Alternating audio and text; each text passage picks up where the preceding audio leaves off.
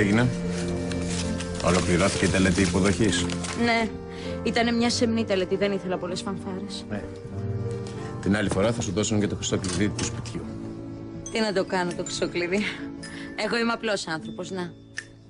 Με ένα τριαντάφυλλο είμαι ικανοποιημένη.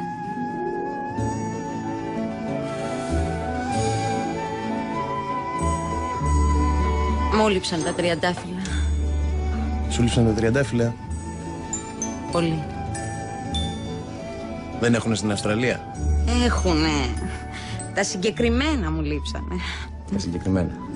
Ναι. Γενικά, όλα τα λουλούδια του εκεί που μου λείψαν. Ναι, κάνατε καλή παρέα. Και οι μπιχτές μου λείψαν. Άντε, γεια. Τα ξαναλέμε. Να σου πω. Τον αγαπάς τον Νίκο? Πώς σου ήρθε τώρα αυτό? Πες μου, τον αγαπάς? Κοίταξε.